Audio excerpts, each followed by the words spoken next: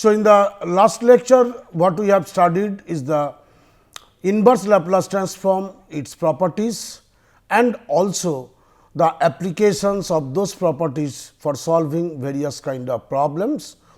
The last lecture we stopped at multiplication by power of s.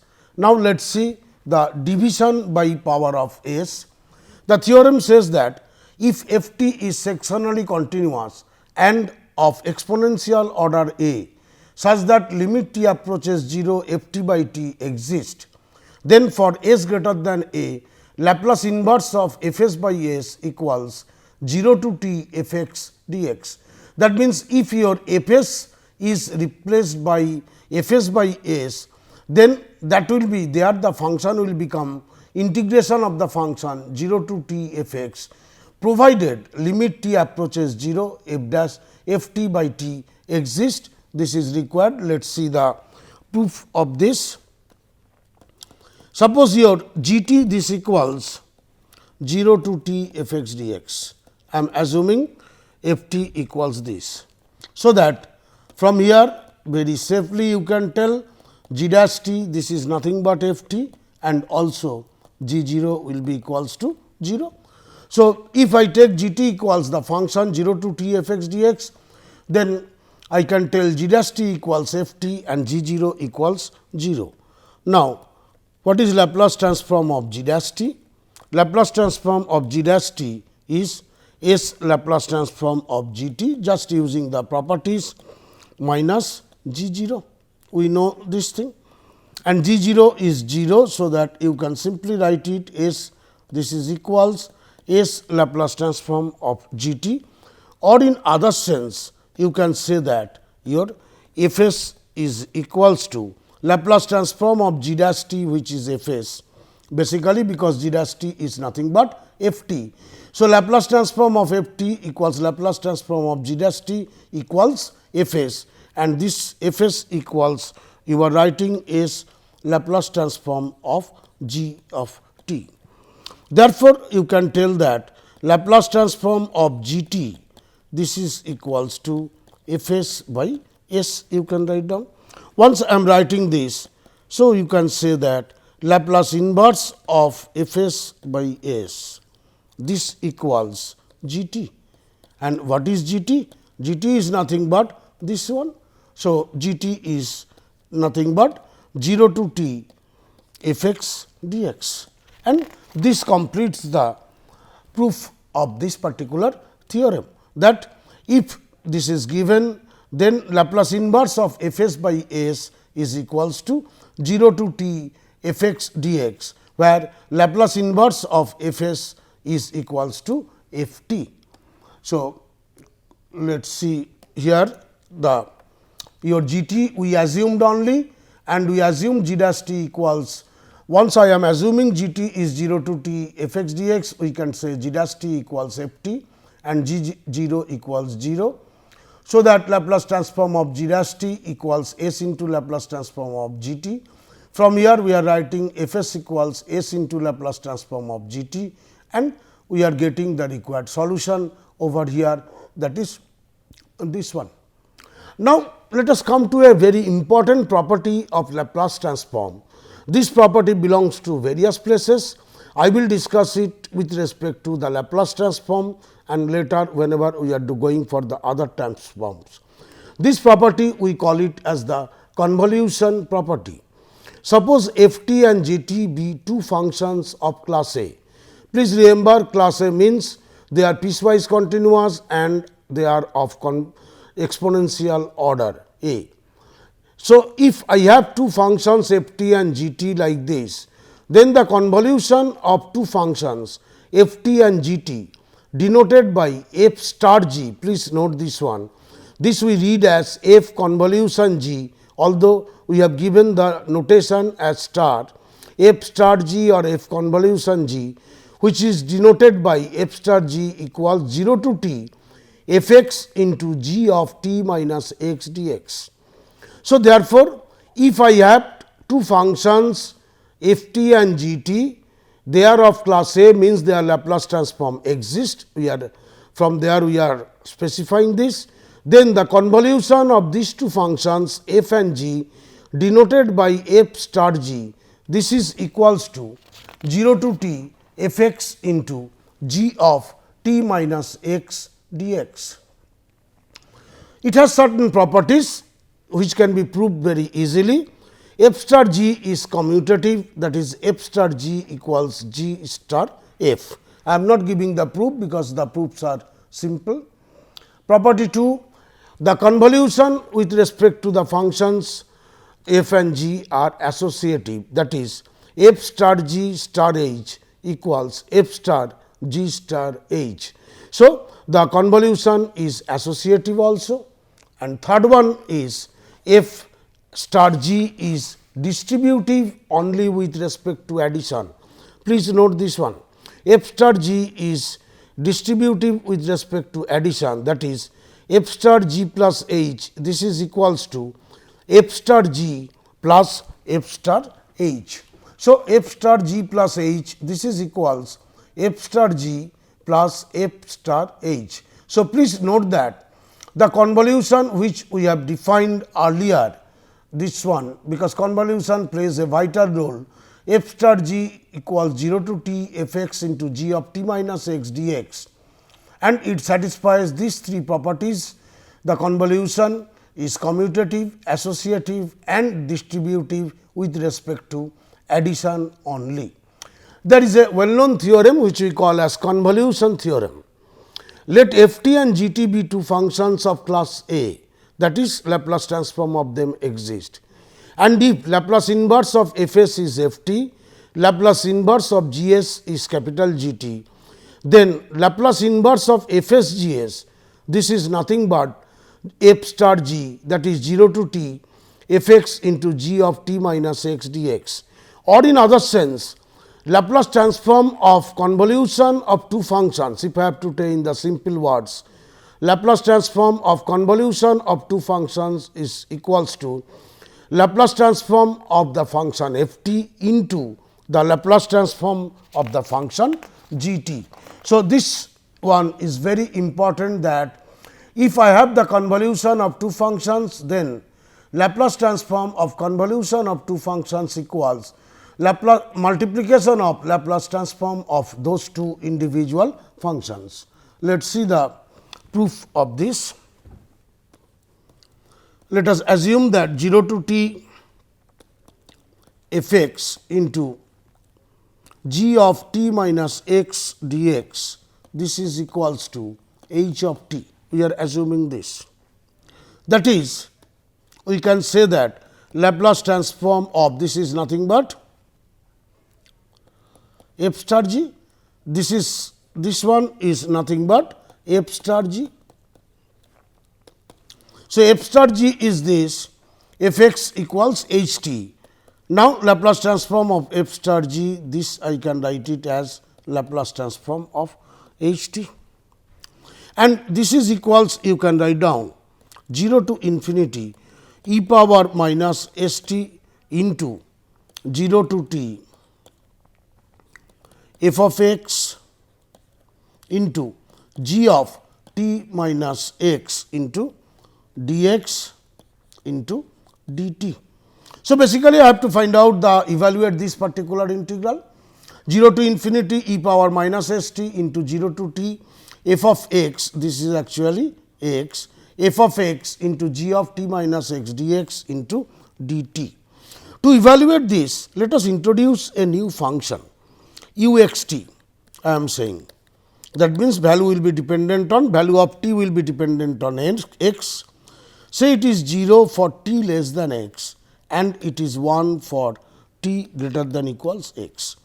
I am defining a new function u x t such that for t less than x value of the function is 0, for t greater than equals x the value of the function is 1. What will be this function then? F x into g of t minus x into u x t, if I multiply by this function into f x into g of t minus x.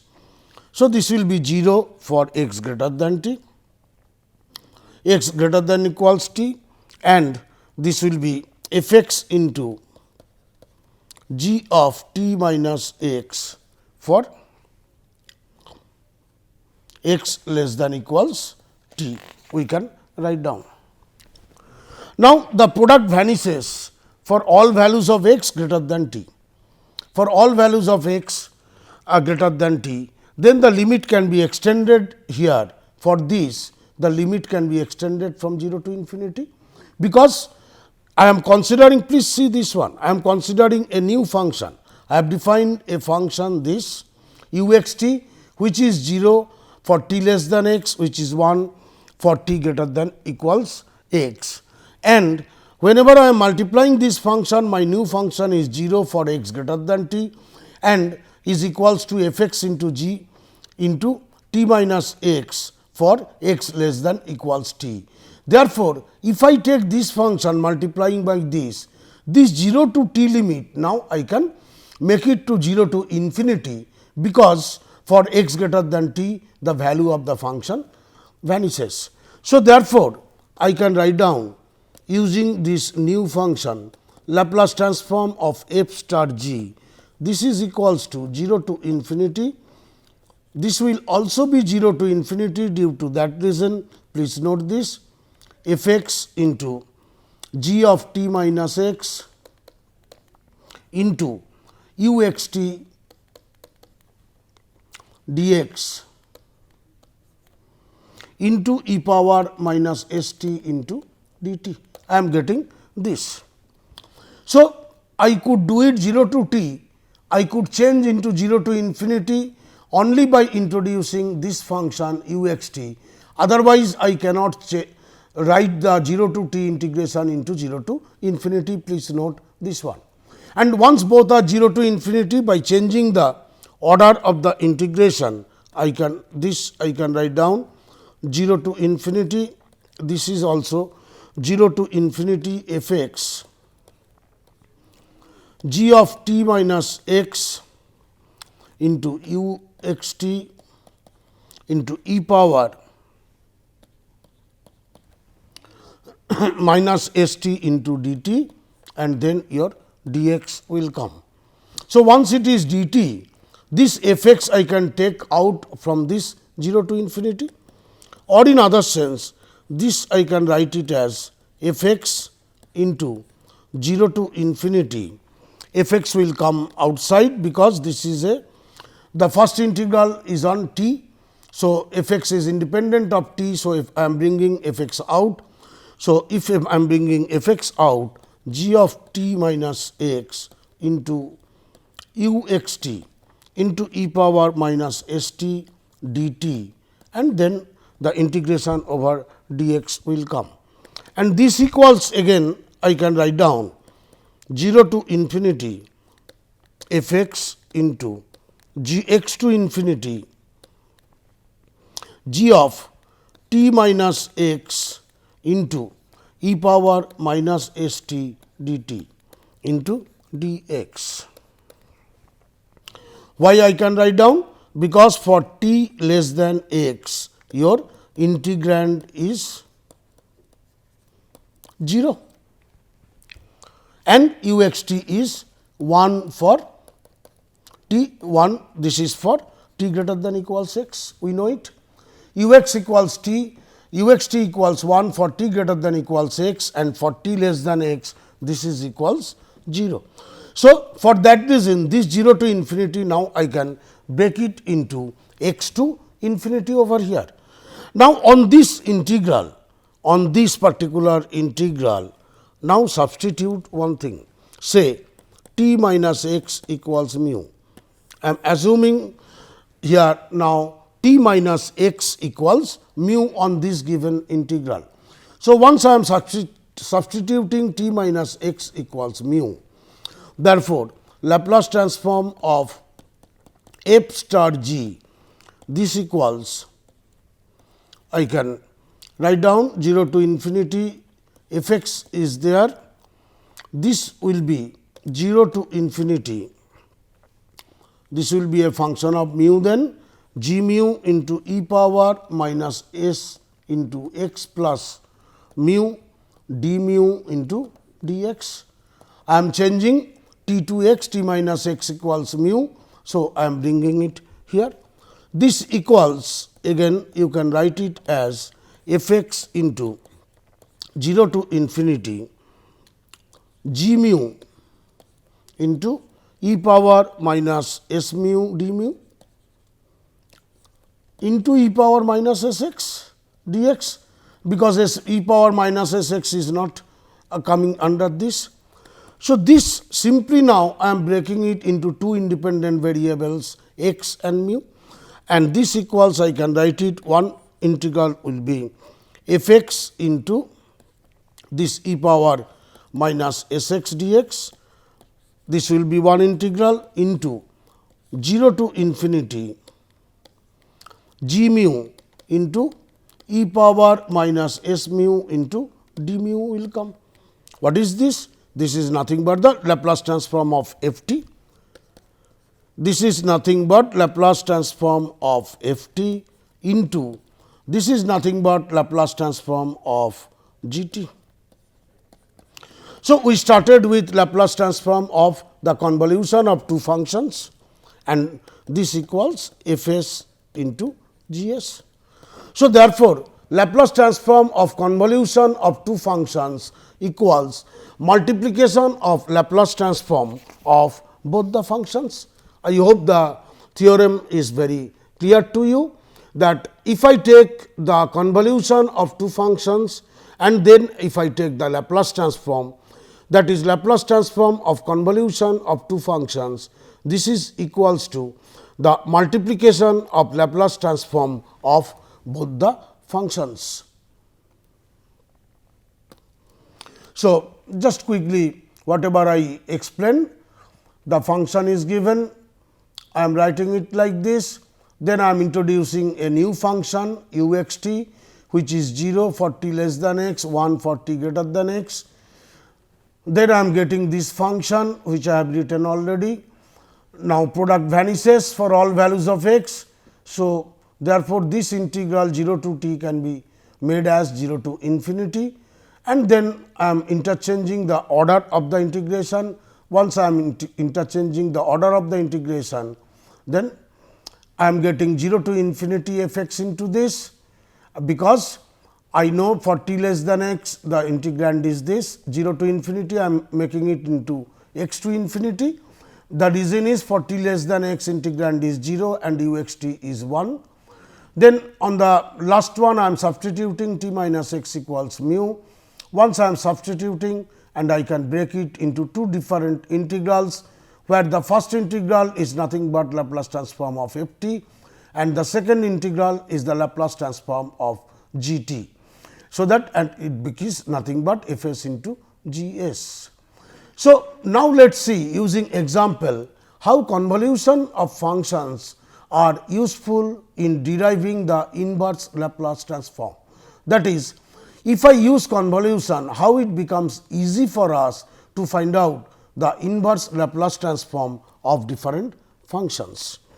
So, you have to find out the Laplace inverse of 1 by root over s into s minus 1.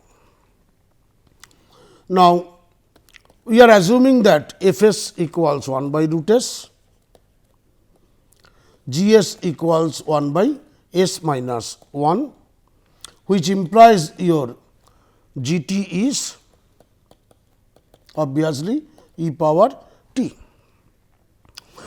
And also you know it, Laplace transform of t to the power minus half, this is equals to gamma half by root s, and this is nothing but then root pi by root s. So, therefore, from here f t also you know it. What is f t, that you can find out from here, t to the power minus half into root pi will come, or in other sense you can tell that Laplace transform of 1 by root pi t, this is equals 1 by root s. From here you can tell. So, that Laplace inverse of 1 by root s, this is equals your 1 by root pi t, and which is nothing but f t. So, once you have the identified here f s, you have identified G s.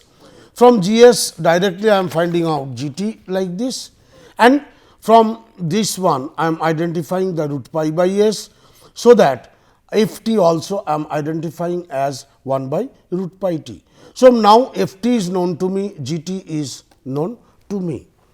So, by convolution theorem, what you know? Laplace inverse of f s into G s, this is equals 0 to t f x into g of t minus x into d x.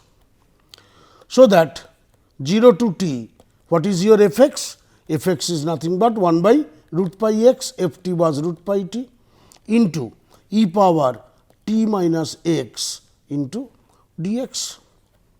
So, effectively what is happening now over here? You have to now just evaluate an integral to find out the Laplace inverse of the function. To evaluate the integral of this is equals, you can write down e power t by root pi can come outside, 0 to t e power minus x by root over x into dx. If you put here x equals say u square, then this will become e power t by root pi into 0 to x is there. So, it will become root t into e power minus x is there. So, it will be minus u square by u into dx will be twice u du. So, that you can write down 2 will go out, 2 e to the power t by root pi 0 to root t e power minus u square du. And if you remember, this is nothing but the error function which we have done in earlier lectures, that error function of root t is 0 to root t e power minus u square du. So, that I am obtaining this as e power t into ERF of root t. So, the Laplace inverse of f s into G s is coming as e power t into ERF of root t. If you see this one, your original function was Laplace inverse of 1 by root s into s minus 1. You assumed f s as first one, 1 by root s, G s as 1 by s minus 1. From here, you first obtain G t, then using this process, you are obtaining what is the value of f t.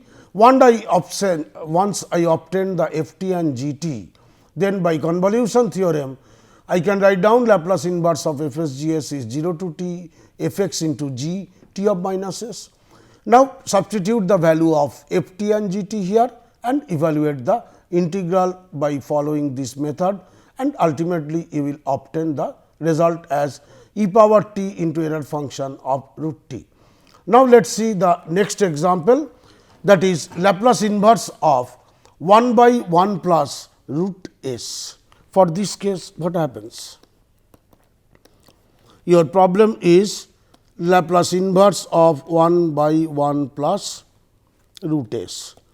Obviously, this denominator you cannot handle. So, I have to multiply both sides by 1 minus root over 1 minus s, the normal algebraic operation. So, if I multiply by this 1 minus root over 1 minus s, then it will become 1 minus 1 minus s. So, that it becomes Laplace inverse of root over 1, this will be root over 1 plus s.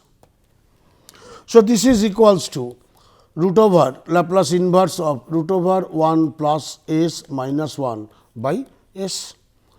So, I can write it as Laplace inverse of root over 1 plus s by s 1 minus Laplace inverse of 1 by s I can write down, and this equals, I can simply write down it as Laplace inverse of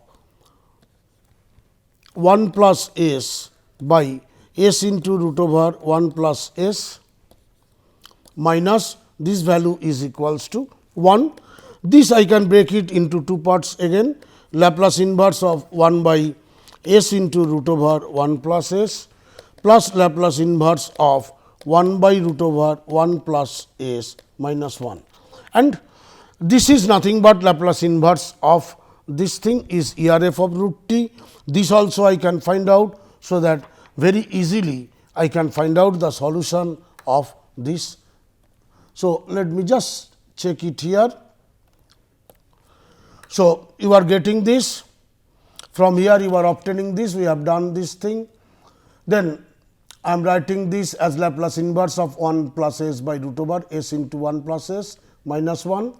This I am breaking it into Laplace inverse form, and from here this first function is 1 by s into root over 1 plus s is nothing but error function. This root over 1 plus s I am writing using property e power minus t into Laplace inverse of 1 by root s, and this you can write down the second term e power minus t into 1 by root pi t minus 1, and ultimately I am obtaining the result as this one. This we will just omitting this example. Apply convolution theorem to find the value of this thing. Since we are doing the convolution, so it will be easy for us to do it. Laplace inverse of 1 by s plus 1, this is equals e power minus t, and the second one was Laplace inverse of 1 by s minus 2, this is e power 2 t. So, that Laplace inverse of 1 by s plus 1 into s plus 2, using convolution theorem you can write it 0 to t f t is e power minus t and g t is e power g of t minus x. So, it will be e power 2 into t minus x into dx. So, this is equals 0 to t e power 2 t into e power minus 3 x dx. So, e power 2 t will simply come outside, e power 3 x, that will be becoming minus e power minus 3 x by 3 from 0 to t. So, that your result will become ultimately 1 by 3 into e power 2 t minus e power t. You will obtain the value as this one. So, using convolution very easily you are writing it as this thing 1 by s plus 1 into s plus 2 0 to t, this thing, provided I know the Laplace inverse of 1 by s plus 1 and 1 by s plus 2 separately. Let us quickly see it, and let us see one more example, that is Laplace inverse of s square by s square plus 4 whole square. So, the problem is your function is s square by s square plus 4 whole square. I think I know this thing, Laplace inverse of s by s square plus 4. This is cos 2 t, I know it. Therefore, Laplace inverse of s square by s square plus 4 whole square. This I can simply write it as s by s square plus 4 into s by s square plus 4. So, this is Laplace inverse of f s into g s, and using the convolution theorem, this is f t, that is cos of 2 x into g of t minus x, means cos of 2 into t minus x into dx. And now, I have to evaluate this particular integral. This is equals 0 to t cos of 2 x into simple, I can write it cos 2 t cos 2 x plus sin 2 t into sin 2 x dx. And once I am getting this cos 2 t is independent of x. So, that in the next line I can write it, this is equals to cos 2 t into 0 to t cos square 2 x dx plus sin 2 t into 0 to t cos 2 x into sin 2 x dx. Using trigonometry now, I have to calculate it. So, it becomes 0 to t cos square this thing I can write down 1 plus cos 4x into dx plus half sin 2t into this I can write it as sin 4x dx. So, that I can evaluate the integrals easily. This will be equals to cos 2t by 2 will come here, and I am directly writing this t plus sin 4t by 4 plus sin 2t by 2, and the value of this integral will be 1 minus cos 4t by 4. So, once I am getting this, if you wish, you can break it into some simpler form also.